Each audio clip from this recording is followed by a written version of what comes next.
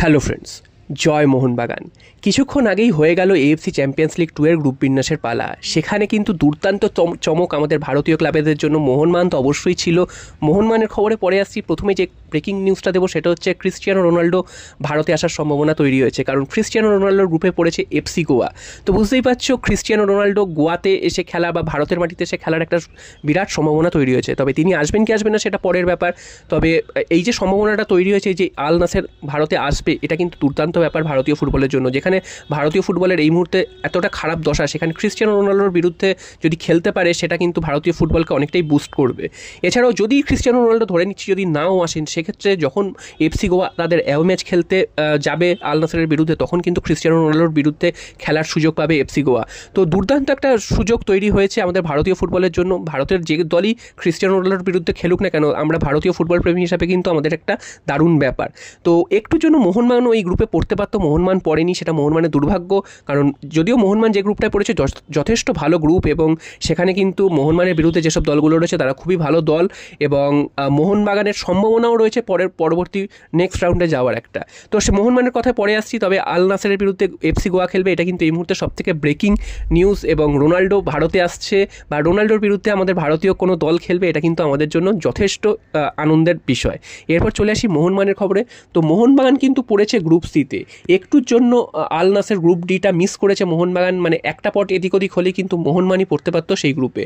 তো মোহনবাগানের গ্রুপে কারা কারা পড়েছে সেটা একবার দেখে নিই। তো মোহনবাগানের গ্রুপে অবশ্যই রয়েছে আহিল এফসি। এই আহিল এফসি কিন্তু তুর্কমেনিস্তানের দল। এই তুর্কমেনিস্তানের যে রানার্স আপ দল এই ক্লাবটি আহিল এফসি, এরই কিন্তু চ্যাম্পিয়ন দল। কিছুদিন আগেই ইস্টবেঙ্গলের বিরুদ্ধে আরকাডাক তারা কিন্তু খেলে গেছে।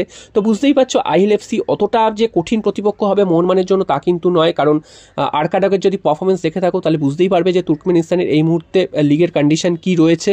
তো সেদিক থেকে দেখতে গেলে এই আহিল এফসি মোহনবাগানের জন্য যে খুব একটা কঠিন প্রতিপক্ষ তা কিন্তু নয়। তো মোহনবাগানকে কিন্তু এইসব দলগুলোকেই টার্গেট করতে হবে পুরো 3 পয়েন্ট তুলে নেওয়ার জন্য।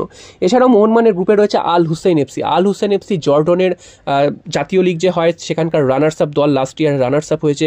জর্ডনও কিন্তু যথেষ্ট ভালো একটা ফুটবলিং নেশন।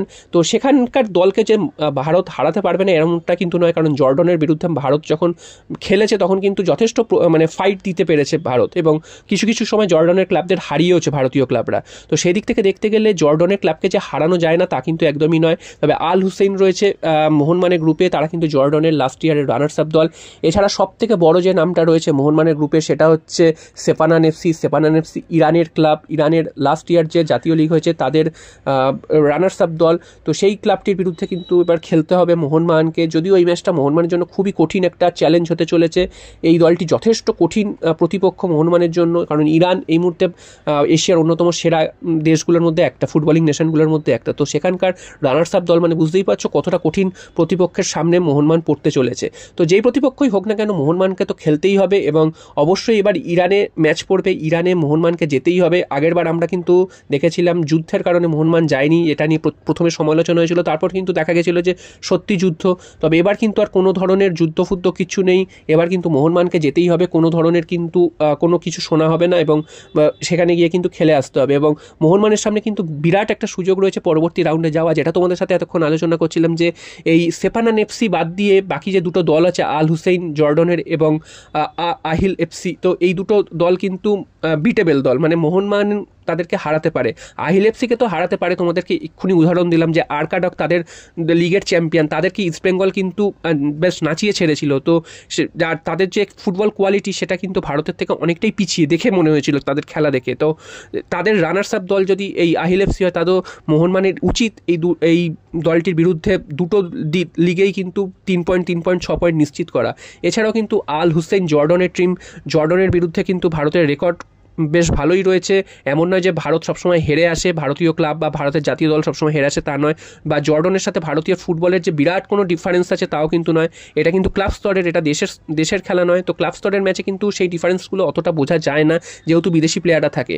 তো জর্ডনের আল হুসেনকেও টার্গেট করতে হবে যাতে মোহনবাগান কোনোভাবে সেকেন্ড প্লেসটা নিয়ে আসতে পারে। আর সেপানান এফসি তাদের বিরুদ্ধে আশা না করাই ভালো, তাদের বিরুদ্ধে যদি ড্র করা যায় সেটা কিন্তু মোহনবাগানের জন্য যথেষ্ট ভালো রেজাল্ট হবে। তো দেখা যাক আগামী সেপ্টেম্বরের মাঝামাঝি সময় থেকে শুরু হচ্ছে ACL2। তো ACL2 নিয়ে আমাদের কিন্তু প্রত্যাশা রয়েছে, আমরা অবশ্যই আশা করব আমরা পরবর্তী রাউন্ডে অর্থাৎ নকআউট স্টেজে যাব, এবং সেখানে যদি আল নাসেরের সাথে কোনোভাবে দেখা হয় সেটা কিন্তু আমাদের জন্য সোনায় সোহাগা হবে।